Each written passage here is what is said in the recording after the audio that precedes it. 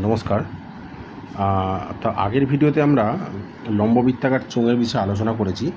তো সেখানে আমরা লম্ববৃত্তাকার চোঙের সমগ্রতলের ক্ষেত্রফল, চোঙের আয়তন, কর্ণ, একমুখ খোলা চোঙের সমগ্রতলের ক্ষেত্রফল, ঠিক আছে, এগুলো আমরা আলোচনা করেছি। তো এবার আমরা যেটা করব যে এই চোঙের দুমুখ খোলা যে চোঙগুলো হয়, তো তার দুমুখ খোলা যে দেখবে মাঝখানটা ফাঁপা আর বাকি অংশটা নিরেট যেটা হয়, তো সেই অংশের আমরা একটু আয়তন বা ক্ষেত্রফল এইগুলো নিয়ে আমরা একটু আলোচনা করব, ঠিক আছে। তো দেখো, যদি তোমাদের দুমুখ খোলা ধরো মাঝখানটা ফাঁপা আর বাকি অংশটা নিরেট যে চোঙের একটা উদাহরণ দিতে বলে, তোমরা একটু ভালো করে ভেবে দেখো। লোহার যে পাইপগুলো হয়, ঠিক আছে, লোহার পাইপ বা প্লাস্টিকের যে দেখবে মোটা পাইপগুলো হয়, যেগুলোতে দেখবে বিল্ডিংয়ের দেখবে বাইরে যে ওয়াটার ফ্লো যেটা হয় আর কি, মানে ট্যাঙ্কিতে জল ওঠে, তো ওই পাইপটা দেখবে তোমরা কীরকম, ঠিক অনেকটা এরকম হয়, দেখবে মানে এরকম একটা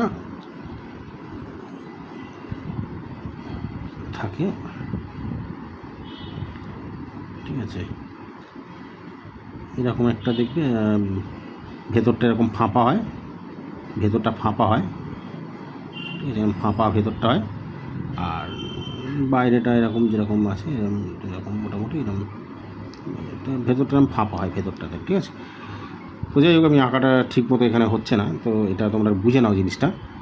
তো দেখো, এটাতে কি হয়, তো আমরা এই জাতীয় চোঙগুলোতে এই যে যার বাইরে একটা দেখবে একটা একটা আউটার একটা আছে, একটা আউটার পোর্শান একটা আছে, আউটার এই অংশটা ফাঁপা হয়, এই অংশটা কিন্তু নিরেট হয়, মানে সলিড হয় এই অংশটা, ঠিক আছে, এই অংশটা কিন্তু সলিড হয় আর ভেতরের অংশটা কিন্তু ফাঁপা হয়।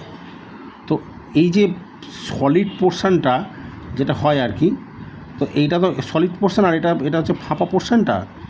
তো দেখো, সলিড পোর্শানটাকে তোমরা এই যে এবার এইটা তো যে চোঙের তো হচ্ছে কেন্দ্র, এটা কেন্দ্র বড়, এখান থেকে এই একটা ব্যাসার্ধ হবে, ধরো এটাকে R1 ধরে নাও, আবার এইখান থেকে একটা ছোট্ট একটা ব্যাসার্ধ হবে, যে এই যে ছোট্ট যে ফাঁপা অংশটা একটা ব্যাসার্ধ ধরো R2 তোমরা ধরে নিলে, কেমন? তাহলে একটা R1 একটা R2। এবার তোমাদের জিজ্ঞাসা করবে যে এই দুমুখ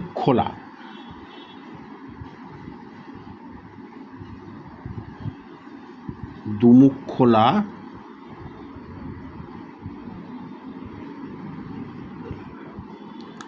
নিরেট চোঙের, ধরো এখানে আমি প্রথমটা বক্রতলে ক্ষেত্রফলটা বার করি, আমরা বক্রতলের ক্ষেত্রফল। তাহলে এই দুমুখ খোলা নিরেট চোঙের বক্রতলের ক্ষেত্রফলটা কী পাচ্ছি, দেখো একখানা পেয়েছি আমরা R1 ব্যাসার্ধ, একটা R2 পেয়েছি না? তাহলে এই যে ধরে না এইটার এই পেনটার কথা ভাবো, এই পেনটার দেখো যেখানটা কালিটা অবস্থিত আছে, সেই জায়গাটা তো ফাঁপা আর বাকি অংশটা নিরেট আছে না, ঠিক আছে।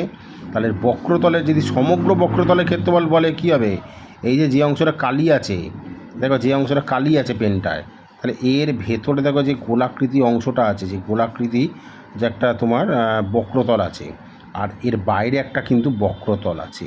তাহলে বাইরের আউটার যেটা আছে টোটাল হোল রেডিয়াস হচ্ছে R1 আর ইনার রেডিয়াস হচ্ছে R2। তাহলে দেখো এখানে হচ্ছে আমরা জানি চোঙের বক্রতলের ক্ষেত্রফল কি না, চোঙের বক্রতলের ক্ষেত্রফল আমরা পেয়েছি না 2πr/h পেয়েছি না আমরা, এটা তো চোঙের বক্রতলের ক্ষেত্রফল। এবার এখানে তো যেহেতু দুটো বক্রতল আসবে, তাই দুটো বক্রতল আসলে কি হচ্ছে, একটা হচ্ছে 2πr1h, একটা হচ্ছে যেটা তোমার হচ্ছে আউটার কার্ভেচিওর এরিয়া, আরেকটা হচ্ছে ইনার্ট কার্ভেচিওর এরিয়া, যেটা হচ্ছে সেটা হচ্ছে 2πr2h, ঠিক আছে।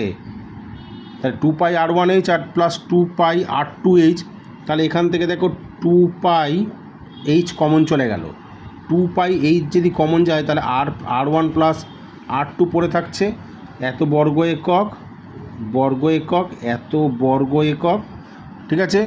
তাহলে এইটা হচ্ছে 2πh কমন যে, তাহলে 2πh into R1 plus R2 হচ্ছে দুমুখ খোলার নিরেট চোঙের বক্রতলের ক্ষেত্রফল। ঠিক আছে, এবার আয়তনটা আমরা ধরবো। দেখো আয়তনটা বার করতে গেলে এগুলো খুবই সোজা, কিন্তু তোমাদের একটু ভাবতে হবে। তাহলে আয়তনটা দেখো, এই একটা হচ্ছে, তাহলে হচ্ছে দুমুখ খোলা এরকম একটা পোর্শান একটা আছে, আর এই রকম একটা পোর্শান আছে। ঠিক আছে, এরকম একটা পোর্শান আছে।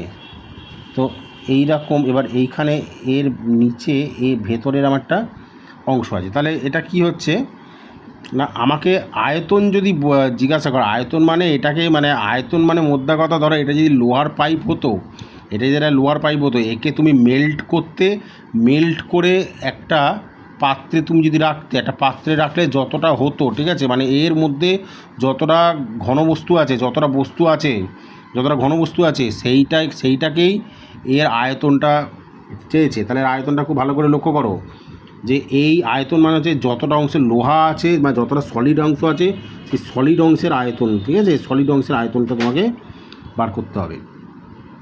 তাহলে এর সলিড অংশের আয়তনটা খুবই সোজা। আমরা কি জানি না, চোঙের আয়তন কি? চোঙের আয়তন হচ্ছে πr²h। ঠিক আছে, তাহলে দেখো এই যে চোঙের আয়তন, মানে মোট এই আয়তনটা, দেখো এই জায়গাটা হচ্ছে এই টোটাল চোঙটার আয়তন ধরবে, সেখান থেকে এই চোঙটার আয়তন বাদ দেবে, এই যে ভেতরের যে ফাঁপা অংশটা বাদ দিলেই তো বেরিয়ে যাচ্ছে। তাহলে আমরা কি করতে পারি না, লিখি দুমুখ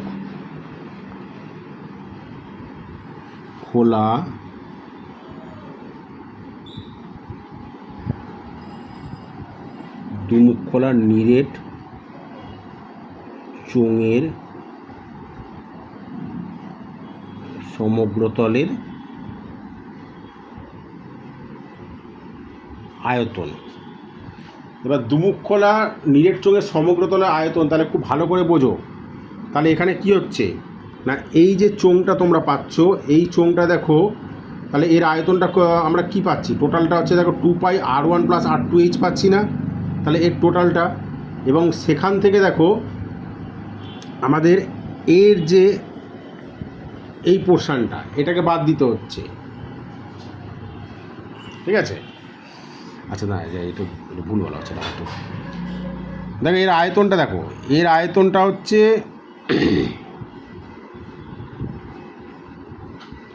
টু পাই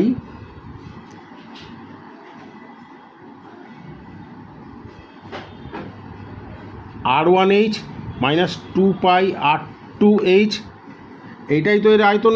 এই যে এই টোটালটার আয়তনটা থেকে এই ফাঁপা চোঙটার আয়তনটা বাদ দিলে তো বেরিয়ে যাচ্ছে।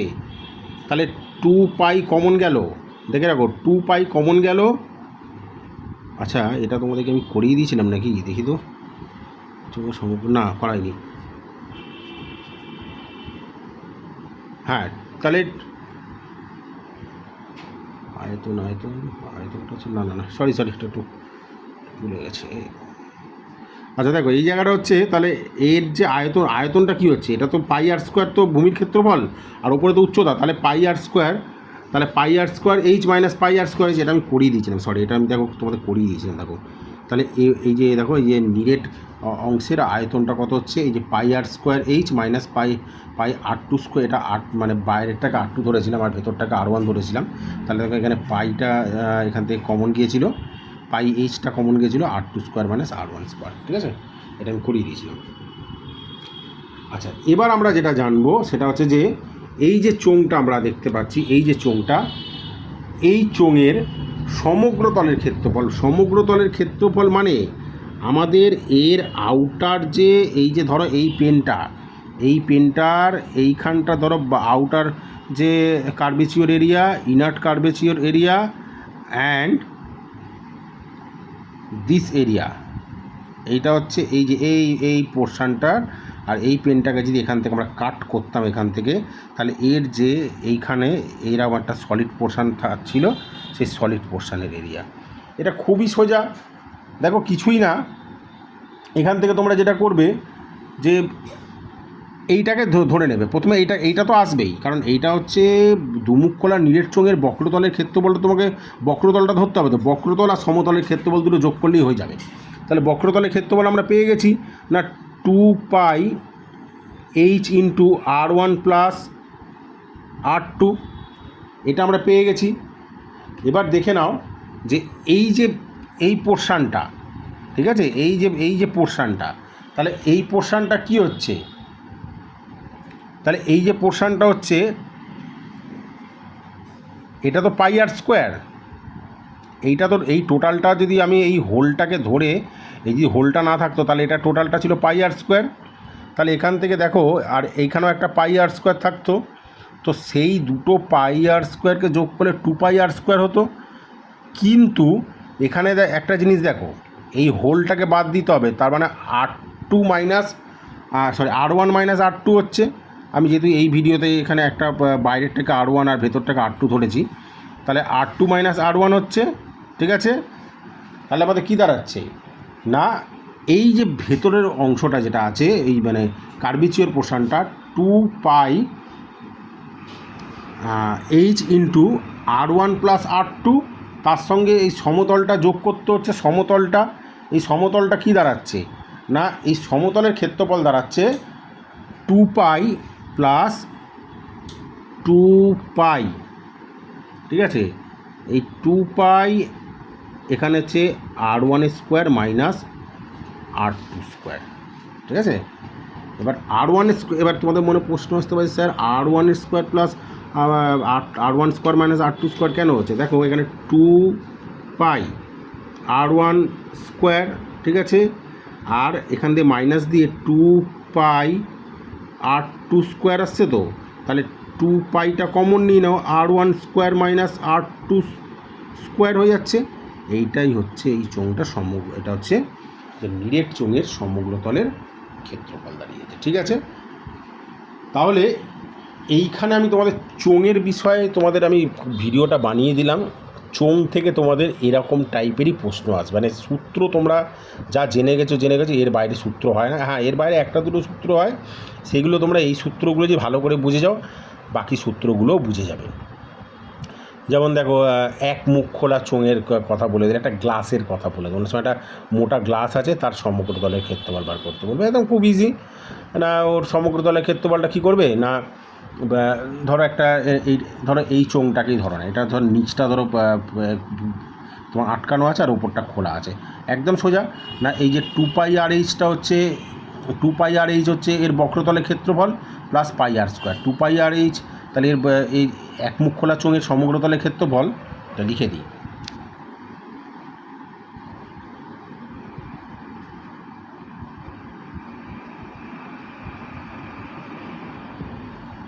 এক মুখ খোলা চোঙের